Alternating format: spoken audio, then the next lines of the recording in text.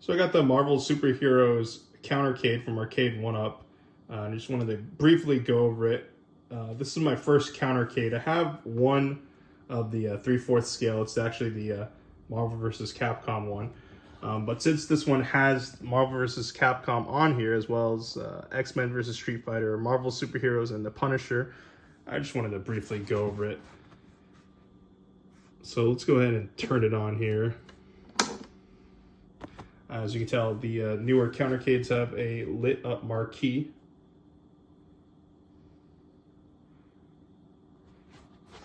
And while we're waiting, there's two new features on this one. First, we have a headphone jack right here.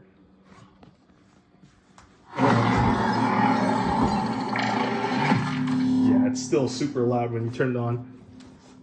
And we also have a USB slot here for extra controller. Just one USB slot.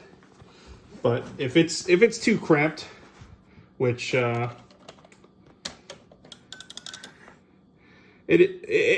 haven't played this with two people, but it can definitely be a little cramped. Later on, I'm going to show you size comparison of how big this is compared to actual 3/4 deck. So, as I said earlier, we got Marvel vs. Capcom, Marvel Superheroes, the Punisher, and X-Men vs. Street Fighter. Let's just pick Marvel vs. Capcom. Going into the options here, we got the difficulty setting, the damage level setting, timer speed, demo sound, and we also have the ability to have scan lines. I'll go ahead and turn that on. Normally I don't play with scan lines, but I'll just go ahead and show it to you guys. One thing to note is this cabinet does not have online. But one thing that is unique to this arcade cabinet is it actually can save your high scores. My Marvel vs. Capcom arcade, at least the original Marvel vs. Capcom Arcade1ups, can't save scores unless they updated it, which I don't think they did. Oh. Okay, everything's good. Oh, you press start. Let's go ahead. But yeah, that's pretty cool. I always wanted to save my high scores, so the fact that this little Countercade can do it, but not the 3/4 arcade, is pretty funny. The volume does get pretty loud. It's only one single speaker underneath. Here, let me show you. There's the speaker. Oh, and you have four of these feet. I don't know how it is on the other Countercades, but when I was test playing this on this table, it did not move at all. It was extremely sturdy.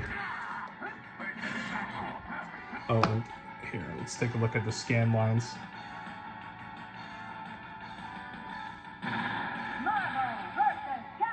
It doesn't come out too well on screen or on video, but it looks okay to me. And while we're at it, let's go ahead and take a look at the viewing angles. Oh, and there's my saved high score if you didn't believe me earlier. Let me turn off this light back here.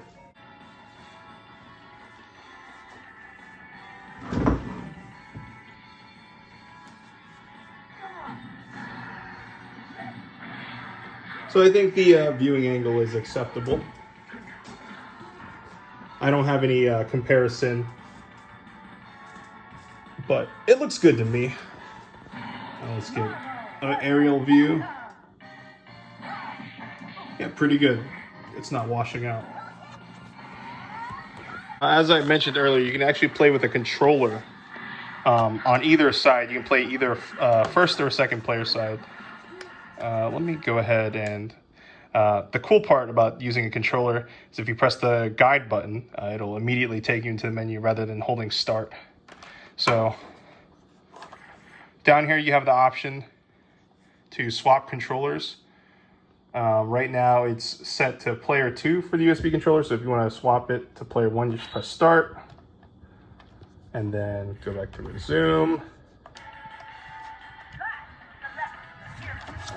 Here. It's pretty hard to hold iPad and the controller at the same time, but as you can tell, it's working. Let's get into the game.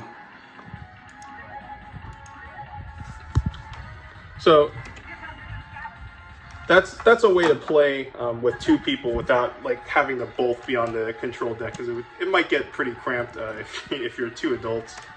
Let's go ahead and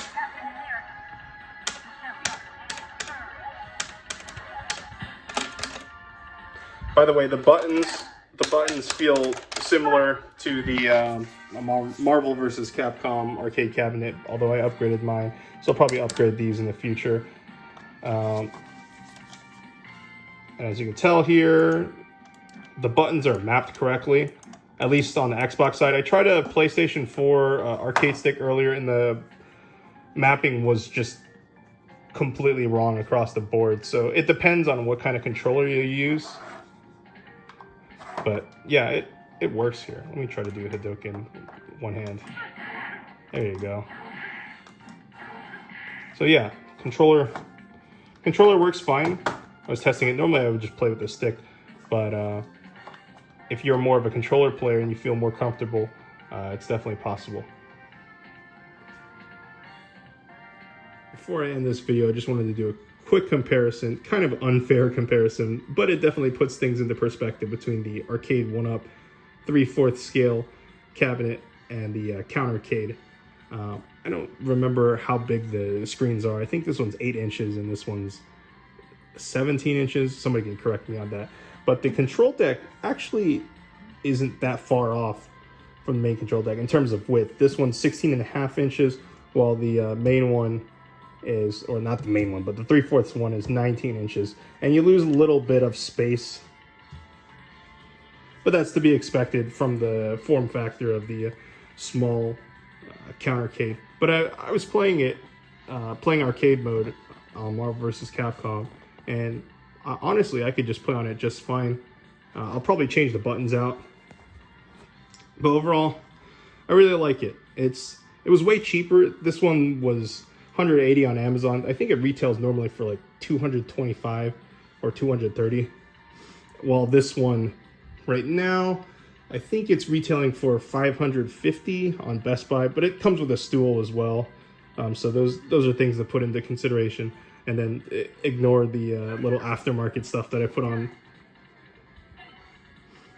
But overall, yeah, if you don't have the space for the 3/4 arcade cabinet, the Countercade definitely scratches that itch for sure.